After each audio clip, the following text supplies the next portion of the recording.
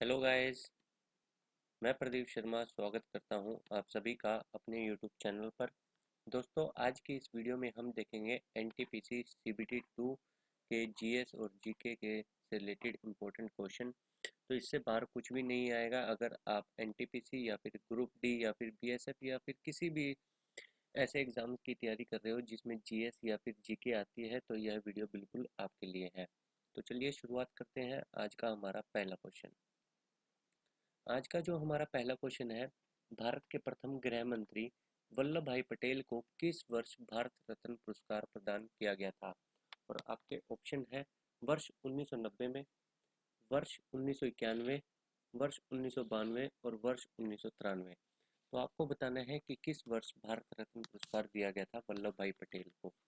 इसके साथ साथ आपको ये भी बताना है कि भारत रत्न पुरस्कार की शुरुआत किस वर्ष हुई थी। और इसके साथ साथ आपको बताना है कि पहली बार भारत रत्न पुरस्कार किन्हें दिया गया था, और मरणोपरांत भी भारत रत्न पुरस्कार पहली बार किसे दिया गया था, ये भी आपको बताना है। तो इसका राइट आंसर हो जाएगा बी, वर्ष 1991 में वल्लभ भाई पटेल जी को भारत रत्न पुरस्कार दिया गया था। और इसके साथ साथ आपको याद रखना है कि 1954 में, अब मैं आपको बता देता हूँ यहाँ पर लिखना भारत, और भारत में जैसे ही आप इसको त को उल्टा कर दोगे तो चार आएगा, तो 1954 यहाँ से याद हो जाएगा।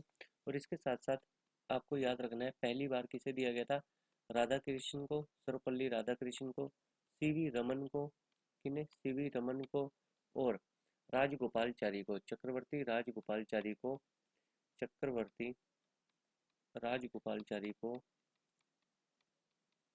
राजगोपालचारी को भारत रत्न पहली बार दिया गया था। और मरणोपरांत दिया गया था लाल बहादुर शास्त्री को, लाल बहादुर शास्त्री जी को मरणोपरांत पहली बार भारत रत्न का पुरस्कार दिया गया था। अब यहाँ से एक क्वेश्चन उठ के आता है कि कब दिया गया था, तो 1966 में दिया गया था, और ये पहली बार दिया गया था 1954 में। ठीक है, ये बात आपको याद रखनी है। या फिर आप इसे अपनी कॉपी में भी नोट कर सकते हो, जो जो मैं आपको बता रहा हूँ। अगर आपको पता है तो ठीक है, वरना आप इन्हें अपनी कॉपी में भी नोट कर सकते हो, ताकि जब भी आप अगली बार रिवीजन करें तो अपने नोटबुक से करें। ठीक है। इसके बाद देखते हैं कि सबसे पहले तो 1954 में शुरुआत हुई थी, फिर 1955 में किसे दिया गया, तो जवाहरलाल नेहरू को। जवाहरलाल नेहरू को आपको याद रखना है कब दिया गया था, 1955 में, जवाहरलाल नेहरू जी को। ठीक है, फिर 1966 में हमने देख लिया किन्हें दिया गया, तो लाल बहादुर शास्त्री जी को दिया गया, लाल बहादुर शास्त्री जी को। तो ये फर्स्ट मैन थे जिन्हें आफ्टर डेथ ये भारत रत्न पुरस्कार दिया गया था। ठीक है। इसके बाद आपको याद रखना है 1980, ये बहुत इंपॉर्टेंट है, और ये भी बहुत इंपॉर्टेंट है। ठीक है, जिसके आगे मैं स्टार लगा रहा हूँ, बहुत इंपॉर्टेंट है क्योंकि एग्जाम्स में पूछा गया है। तो मदर टेरेसा को दिया गया था। तो मदर टेरेसा को भारत रत्न पुरस्कार कब दिया गया था, ये एग्जाम्स में क्वेश्चन पूछा जाता है। तो आपको क्या इस पे टिक करना है, 1980 पे। ठीक है। इसके बाद आपको 2019 के याद रखना, 2019 में, तो 2019 में किन्हें दिया गया था, भूपेन हजारिका जी को, भूपेन हजारिका, और नानाजी देशमुख, और इसके साथ साथ दिया गया था प्रणब मुखर्जी को। किन्हें दिया गया था, प्रणब मुखर्जी को दिया गया था भारत रत्न पुरस्कार। कब, 2019 में दिया गया था। और इसके साथ साथ आपको एक चीज और याद रखनी है कि भारत रत्न जो पुरस्कार है वो हर वर्ष नहीं दिया जाता। ठीक है, ये बात भी आपको याद रखनी है। इन्हें यहाँ पर लिख लेना है, मरणोपरांत दिया गया था, इन्हें मरणोपरांत दिया गया था। ठीक है। अब चलते हैं नेक्स्ट क्वेश्चन की ओर। अगला क्वेश्चन क्या है, अगला क्वेश्चन हमारा, लैंप वाली महिला किसे कहते हैं। लैंप वाली महिला किसे कहते हैं, ये बात आपको बतानी है। ठीक है, लैंप वाली महिला किसे कहते हैं। आपके ऑप्शन है Sarojini Naidu, mother Teresa, John of arc और फ्लोरेंस नाइटगिल। ठीक है, तो इसका राइट आंसर हो जाएगा डी, फ्लोरेंस नाइटगिल को lamp of light, lady with the lamp भी बोलते हैं। क्या बोलते हैं, lady with the lamp, lady with the lamp बोलते हैं, यानी कि हिंदी में क्या बोलेंगे, लैंप वाली महिला। ठीक है। क्यों इन्हें लेडी विद द लैंप क्यों बोला जाता है, अगर आपको पता है तो बढ़िया है, मैं आपको बता देता हूँ। क्रीमिया के युद्ध में इन्होंने महत्वपूर्ण भूमिका निभाई थी, जो घायल हो चुके थे उनके उपचार के लिए। ठीक है, तो फ्लोरेंस नाइटिंगेल ने क्रीमिया वॉर में, क्रीमिया के युद्ध में महत्वपूर्ण भूमिका निभाई थी। ठीक है। और क्रीमिया के युद्ध से रिलेटेड है, क्रीमिया के युद्ध से रिलेटेड है, ये बात भी आपको याद रख लेनी है। और ये कब हुआ था, तो 1820 से 1910 तक, ठीक है। 1820 से 1910 तक क्रीमिया का युद्ध चला था, जिसमें फ्लोरेंस नाइटिंगेल ने महत्वपूर्ण भूमिका निभाई थी घायलों के उपचार में, इसलिए इन्हें लेडी विद द लैम्प बोला जाता है। जो कि फाउंडर ऑफ जो कि फाउंडर ऑफ मॉडर्न नर्सिंग भी हैं, जो कि फाउंडर ऑफ मॉडर्न नर्सिंग भी हैं, ठीक है। ये बात भी आपको याद रखना है, यानी कि आधुनिक आधुनिक नर्सिंग की जन्मदाता भी इन्हें बोला जाता है, ठीक है। तो ये इटली की निवासी थी, कहाँ की, इटली की निवासी थी। ये भी पूछा जाता है एग्जाम्स में कि फ्लोरेंस नाइटिंगेल कहाँ की रहने वाली थी, ठीक है। तो इटली की निवासी थी। इनका जन्म कब हुआ था, और इन्हीं के जन्म बर्थ दिवस पर मनाया जाता है international nursing day. International nursing day कब मनाया जाता है, तो फ्लोरेंस नाइटिंगेल के जन्म दिवस पर ये मनाया जाता है। तो 12 मई 1820 को इनका जन्म हुआ था, ये बात भी आपको याद रखनी है, ठीक है।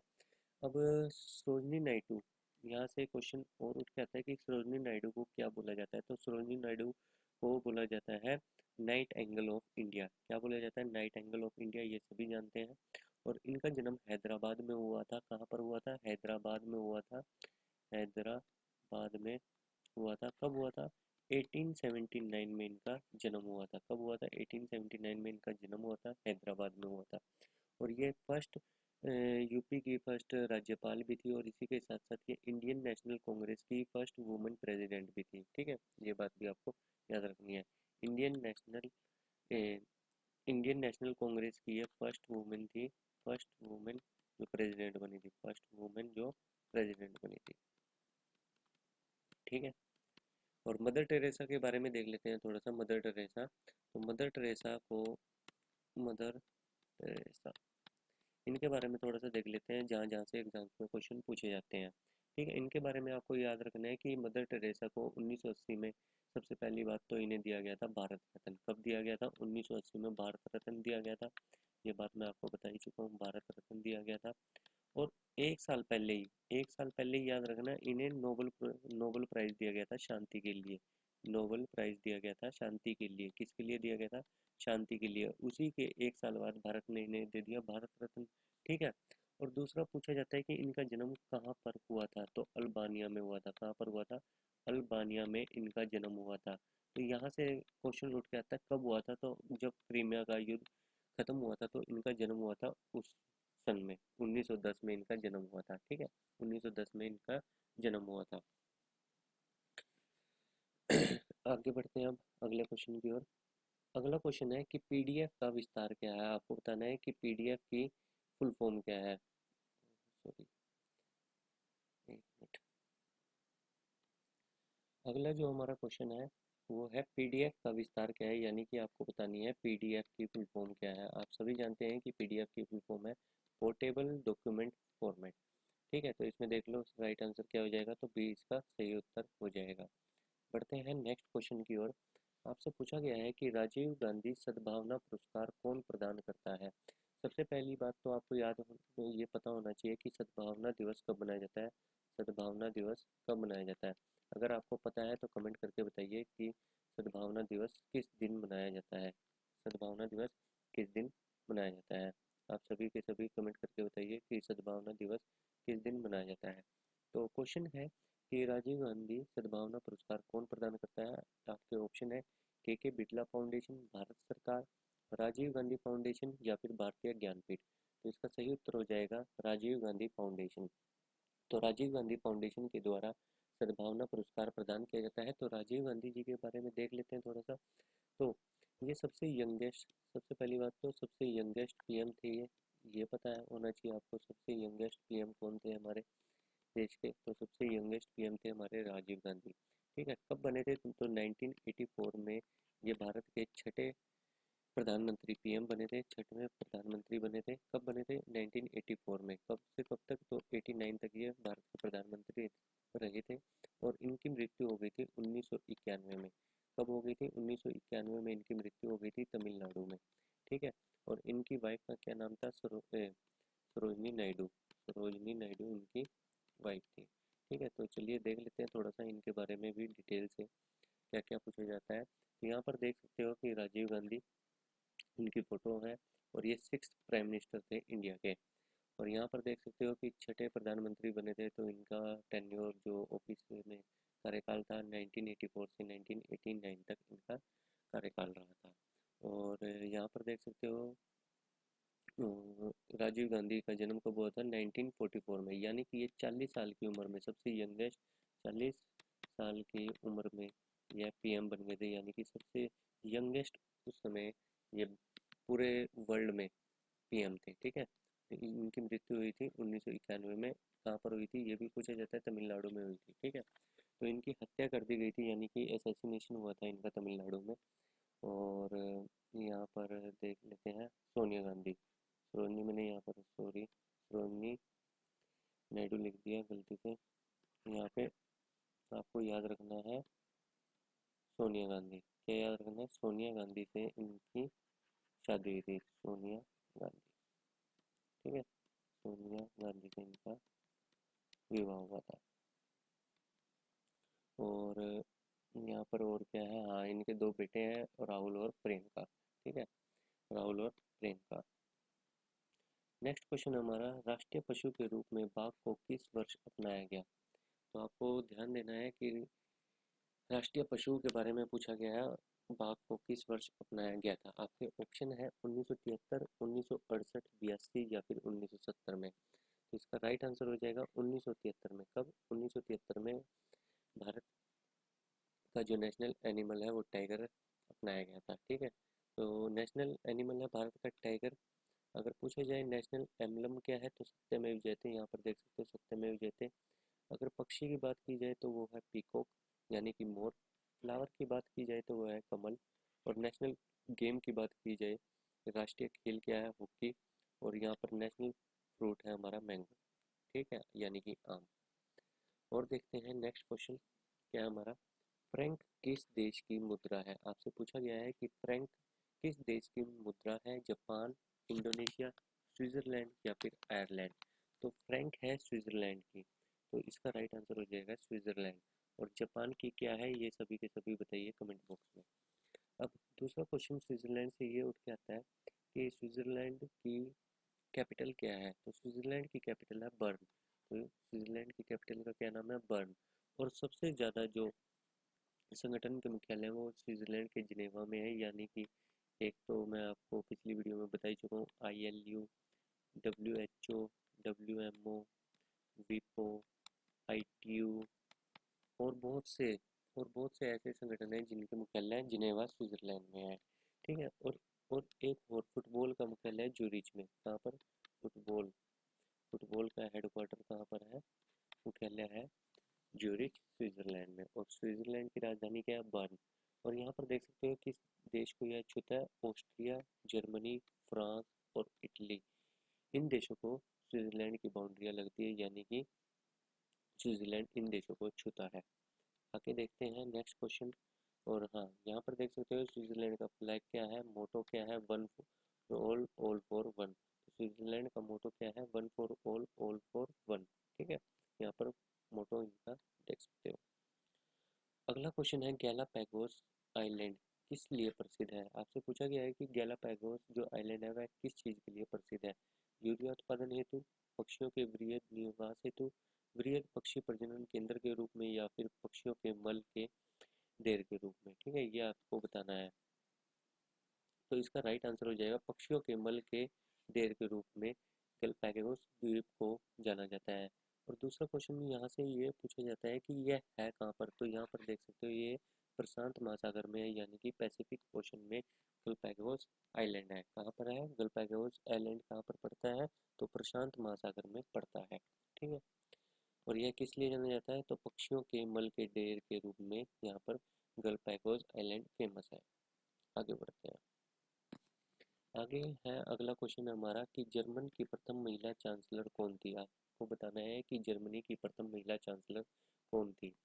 अंगेला मार्केल, हेलमुट कोल, बिली ब्रांड या फिर एंजेला मार्केल। तो इसका राइट आंसर हो जाएगा डी। क्या है इसका राइट आंसर? डी इसका सही उत्तर है, एंजेला मार्केल जर्मनी की पहली महिला चांसलर है? तो वर्तमान में कौन है? तो वर्तमान में कौन है ये आप मुझे बताइए कि जर्मनी के वर्तमान में चांसलर कौन है? कई बार एग्जाम्स में पूछा जाता है कि जर्मनी की कैपिटल क्या है, तो जर्मनी की कैपिटल है बर्लिन। क्या है? बर्लिन। और यहाँ पर देख सकते हो लेजिस्लेटर इनकी पूछी जाती है, असेंबली का क्या नाम है? तो बुंडेसटैग और बुंडेसरत इनकी जो है संसद का नाम है। ये हरियाणा के एग्जाम्स में पूछा गया है, अभी हरियाणा के एग्जाम्स में पूछा गया था, हरियाणा के पुलिस एग्जाम्स में। ठीक है, अगला क्वेश्चन है यहाँ पर, ये देख सकते हो जर्मनी का मैप है, ये जर्मनी का मैप है और यहाँ पर देख सकते हैं जर्मनी की कैपिटल ये रही बर्लिन। ठीक है, जर्मनी की कैपिटल बर्लिन। अब जर्मनी के एकीकरण की बात कर लेते हैं थोड़ी सी। जर्मनी का एकीकरण, यहाँ से भी एग्जाम्स में क्वेश्चन पूछा जाता है कि जर्मनी के एकीकरण में महत्वपूर्ण भूमिका किसने निभाई थी? तो आपको याद रखना है बिस्मार्क ने। किसने? बिस्मार्क ने जर्मनी का एकीकरण किया था। और उस समय यह प्रशा जो राज्य था उसके उसका जो शासक था उसका प्रधानमंत्री था बिस्मार्क। उसका शासक कौन था? विलियम प्रथम। ये बात आपको याद रखनी है, विलियम प्रथम जो शासक था प्रशा का, उसका जो प्रधानमंत्री था वो थे हमारे बिस्मार्क। और इन्होंने, विलियम प्रथम ने बिस्मार्क को बाजीगर कहा था। क्या कहा था? तो बाजीगर कहा था, ये बात भी याद रखनी है। विलियम प्रथम ने बिस्मार्क को क्या कहा था? तो बाजीगर कहा था। ठीक है, और उस समय जर्मनी का जो सबसे शक्तिशाली वो राज्य था वो था प्रशा। सबसे शक्तिशाली राज्य था प्रशा। ठीक है, ये बात भी आपको याद रखनी है।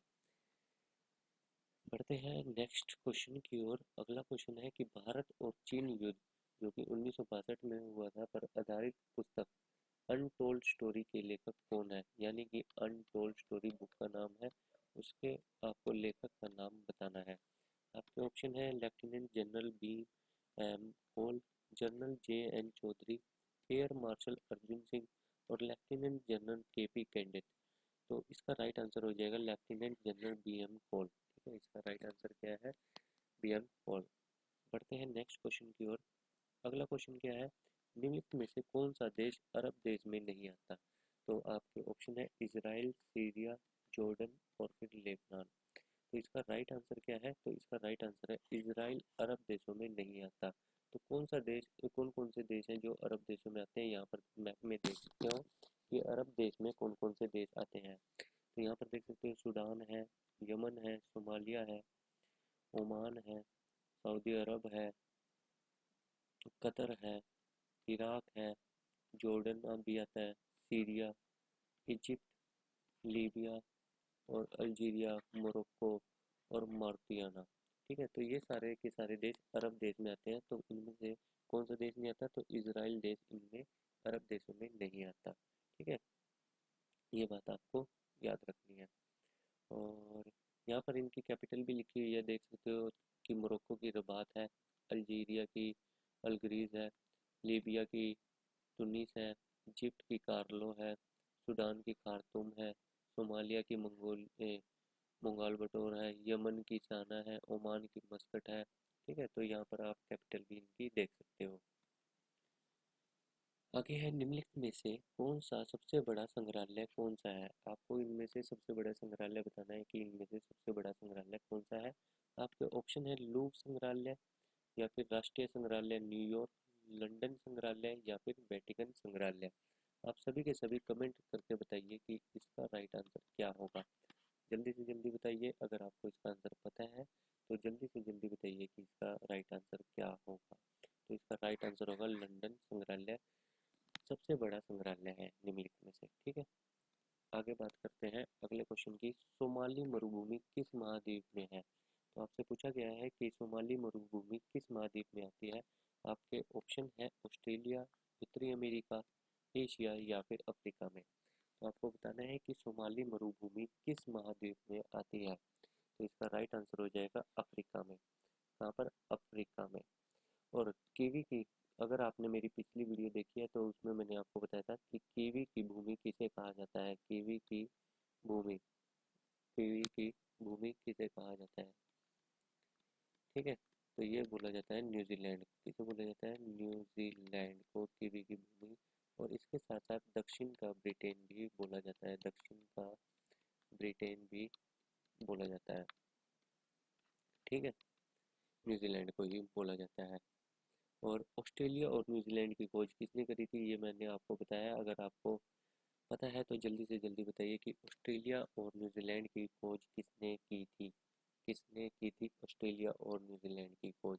ठीक है, आगे बढ़ते हैं अगले क्वेश्चन की ओर। इसका भी आपको बताना है राइट आंसर क्या होगा। नेपाल लोकतांत्रिक गणतंत्र देश कब बना था? आपके ऑप्शन है 2008, 2005 या फिर 2006 या फिर 1999। नेपाल लोकतांत्रिक गणतंत्र देश कब बना था? तो जल्दी से जल्दी मुझे सभी के सभी इसका राइट आंसर कमेंट करके बताइए। ठीक है, आगे बढ़ते हैं नेक्स्ट क्वेश्चन की ओर। भारत में सबसे बड़ा इंडोर स्टेडियम कौन सा है? आपसे पूछा गया है इंडोर स्टेडियम। ठीक है, इंडोर स्टेडियम भारत का जो सबसे बड़ा इंडोर स्टेडियम है वह कौन सा है? Firoz Shah Kotla stadium, Indira Gandhi stadium, Eden Garden, Kolkata का स्टेडियम या फिर वानखेड़े स्टेडियम। तो इसका राइट आंसर हो जाएगा, इसका है बी। क्या है? बी, इंदिरा गांधी स्टेडियम, जो कि दिल्ली में है। कहाँ पर है? दिल्ली में है। अब आप मुझे बताइए कि क्रिकेट का सबसे बड़ा स्टेडियम कौन सा है? क्रिकेट का सबसे बड़ा स्टेडियम अब कौन सा है? और सबसे बड़ा के साथ साथ आपको बताना है सबसे सुंदर स्टेडियम क्रिकेट का कौन सा है। क्रिकेट का सबसे बड़ा और क्रिकेट का सबसे सुंदर स्टेडियम कौन सा है? तो इस समय है नरेंद्र मोदी क्रिकेट का सबसे बड़ा स्टेडियम, और सबसे सुंदर है धर्मशाला का क्रिकेट स्टेडियम। ठीक है, विश्व में सबसे सुंदर स्टेडियम में आता है धर्मशाला क्रिकेट स्टेडियम। और क्रिकेट का जो सबसे बड़ा स्टेडियम है वो है नरेंद्र मोदी स्टेडियम, जो कि गुजरात में है। कहाँ पर है? गुजरात में है। लगभग 1,32,000 सीटें हैं इसमें। कितनी है? लगभग 1,32,000 सीटें हैं। यहाँ पर देख सकते हो कि which is the world largest cricket stadium. तो कौन सा है? तो नरेंद्र मोदी स्टेडियम, जो कि गुजरात का है। इससे पहले किस नाम से जाना जाता था? अगर ये क्वेश्चन एग्जाम्स में आ जाए तो यहाँ पर याद रखना है, सरदार पटेल स्टेडियम के नाम से इसे जाना जाता था। और इसमें कितनी सीटिंग कैपेसिटी है इसकी? है 1,32,000। ठीक है, अब बढ़ते हैं अगले क्वेश्चन की ओर। अगला क्वेश्चन है कि ओपेक का मुख्यालय कहाँ पर है? आपसे पूछा गया है कि ओपेक का मुख्यालय कहाँ पर है, यानी कि ओपेक का हेडक्वार्टर कहाँ पर है। और इसके साथ साथ आपको बतानी है कि ओपेक की फुल फॉर्म क्या है। जल्दी से बताइए कि ओपेक का मुख्यालय कहाँ पर है और ओपेक की फुल फॉर्म क्या है। और ओपेक में कुल कितनी टोटल कितनी कंट्रीज भी हैं? ओपेक में टोटल कंट्रीज कितनी है? ठीक है, तो ओपेक का मुख्यालय कहाँ पर है? अब है वियना में। पहले कहाँ था? तो पहले था बगदाद में। पहले था बगदाद में, बगदाद में। और इस जो इसकी स्थापना हुई थी 1960 में। कब हुई थी? 1960 में हुई थी, बगदाद में हुई थी। और इसका हेडक्वार्टर अब कहाँ पे है? तो इसका हेडक्वार्टर है वियना, ऑस्ट्रिया में। वियना, ऑस्ट्रिया में है। अब बात करते हैं इसकी फुल फॉर्म की। तो organization of petroleum export, petroleum exporting countries, exporting countries इसकी फुल फॉर्म है। और इसमें कितनी कंट्रीज आती हैं? तो इसमें आती हैं कुल 13 देश। तो इसमें कुल 13 देश आते हैं ओपेक में। ठीक है, ओपेक के बारे में थोड़ा सा देख लेते हैं यहाँ पर क्या क्या है चीज़ इंपॉर्टेंट है। यहाँ पर इसकी फुल फॉर्म भी इम्पोर्टेंट है। तो यहाँ पर देख सकते हो इसकी full form organization of petroleum exporting countries. ठीक है, ओपेक की फुल फॉर्म है।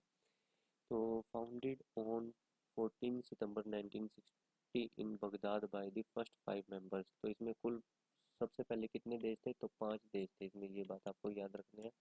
और इस समय कितने हैं? तो 13 मेंबर हैं। कितने मेंबर हैं? तो 13 मेंबर इसमें है इस समय। और इस समय इसकी जो इसका हेडक्वार्टर है वो कहाँ पर है? तो वियना, ऑस्ट्रिया में है। 1960 में कहाँ था? बगदाद। 1965 से इसका जो हेडक्वार्टर है वो वियना, ऑस्ट्रिया में है। ठीक है, ये बात आपको ध्यान रखनी है। और इसके बारे में क्या चीज़ें इम्पोर्टेंट है? हाँ, यहाँ पर देख सकते हो कि करंट ओपेक मेंबर्स कौन कौन से हैं। तो Algeria, Angola, Equatorial Guinea, Gabon, Iran, Iraq, Kuwait, Libya, Nigeria, Saudi Arabia and United Arab Emirates और वेनेजुएला। तो ये इसके 13 जो देश हैं इसके मेंबर हैं। ठीक है, तो इसके मेंबर कौन नहीं है? तो यहाँ पर इन इसके मेंबर अब इक्वाडोर पहले था, 1992 में इन्होंने इसके मेंबर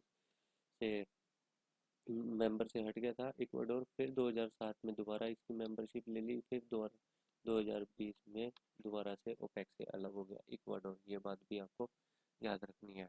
ठीक है, पूछा जाता है कि इक्वाडोर कब अलग हुआ था ओपेक से, तो याद रखना है सबसे पहली बार हुआ था 1992 में। कब हुआ था? तो 1992 में अलग हुआ था। आगे देखते हैं अगला क्वेश्चन क्या है। तो अगला क्वेश्चन है, भारत के बर्डमैन के रूप में किसे जाना जाता है, या फिर कौन जाना जाता है भारत का बर्डमैन, यानी कि पक्षी। बर्डमैन किसे कहा जाता है भारत का बर्डमैन? आपके ऑप्शन है राजेंद्र सिंह, सलीम अली, राजेंद्र लाहिड़ी, या फिर सलीम सुलेमान। तो इसका राइट आंसर हो जाएगा सलीम अली। तो सलीम अली को भारत का बर्डमैन भी बोला जाता है। इंडिया बर्डमैन कौन है? सलीम अली। ठीक है, इनका पूरा नाम है सलीम मुआजुद्दीन अब्दुल अली। क्या नाम है? सलीम मुआजुद्दीन अब्दुल अली इसका इनका पूरा नाम है। और एक और चीज़ पूछी जाती है कि सलीम अली पक्षी उद्यान कहाँ पर है, ये आपको बताना है। तो ये है श्रीनगर में। कहाँ पर है? तो ये है श्रीनगर में। कहाँ पर है? श्रीनगर में। और इसके साथ साथ आप बताओ कि सबसे ज़्यादा राष्ट्रीय उद्यान कहाँ पर है? सबसे ज़्यादा राष्ट्रीय उद्यान कहाँ पर है? और पहला राष्ट्रीय उद्यान कौन सा था? पहला उद्यान कौन सा था? राष्ट्रीय उद्यान कौन सा था? तो सबसे ज़्यादा है मध्य प्रदेश में। कितने हैं? लगभग लगभग 11। और इस समय हो चुके हैं राष्ट्रीय उद्यान 105 के लगभग। कितने हो चुके हैं? 105 के लगभग सबसे ज़्यादा है मध्य प्रदेश में। और इसीलिए इसे टाइगर स्टेट भी बोला जाता है। मध्य प्रदेश को बोला जाता है टाइगर स्टेट भी। और भारत का जो पहला राष्ट्रीय उद्यान था वो था heli national park. Heli national park, जिसका अब नाम बदल कर क्या कर दिया गया है? जिसका नाम अब कर दिया गया है जिम कॉर्बेट। क्या कर दिया गया है? जिम कॉर्बेट राष्ट्रीय उद्यान कर दिया गया है। और इसकी स्थापना हुई थी 1935 में। कब हुई थी? 1935 में इसकी स्थापना की गई थी। ठीक है, ये बात भी आपको ध्यान रखनी है। अगला क्वेश्चन है हमारा, आर्यभट्ट प्रक्षेपण विज्ञान अनुसंधान संस्थान कहाँ पर स्थित है? आपके ऑप्शन है गढ़वाल, हुमायूं, नैनीताल, या फिर शिमला। आपको क्या बताना है कि आर्यभट्ट प्रक्षेपण विज्ञान अनुसंधान संस्थान कहाँ पर है? तो इसका राइट आंसर हो जाएगा नैनीताल में। इसरो का इसरो की स्थापना कब हुई थी? इसरो की स्थापना हुई थी, अगर बात करें इसरो के बारे में, तो इंडियन स्पेस रिसर्च ऑर्गेनाइजेशन इसकी फुल फॉर्म है। और इसकी स्थापना हुई थी 1969 में। कब हुई थी? 1969 में। और भारत का उपग्रह प्रक्षेपण स्थल स्थल कहाँ पर है? तो ये है श्रीहरिकोटा में। श्रीहरिकोटा में है। कहाँ पर है? श्रीहरिकोटा आंध्र प्रदेश के पूर्वी तट पर है। और इसरो का हेडक्वार्टर कहाँ पर है? तो इसरो का हेडक्वार्टर है कर्नाटक बेंगलुरु में। कहाँ पर है? कर्नाटक बेंगलुरु में इसका हेडक्वार्टर है। ठीक है। और क्या पूछा जा सकता है? हाँ, भारत का पहला सैटेलाइट कौन सा था? भारत का पहला उपग्रह कौन सा था? भारत का पहले उपग्रह का नाम बताना है। भारत के पहले उपग्रह का क्या नाम है? ठीक है, तो भारत के पहले उपग्रह का नाम था आर्यभट्ट। क्या नाम था? आर्यभट्ट। और यह कहाँ से छोड़ा गया था? तो यह छोड़ा गया था रूस से। तो रूस से यह आर्यभट्ट भारत का पहला उपग्रह छोड़ा गया था। अब आप मुझे सभी के सभी बताइए कि यह उपग्रह किस तारीख को या फिर किस सन में छोड़ा गया था, भारत का पहला उपग्रह। ठीक है, जल्दी से जल्दी बताइए कि भारत का जो पहला उपग्रह है वह किस सन लॉन्च किया गया था। जल्दी से जल्दी बताइए।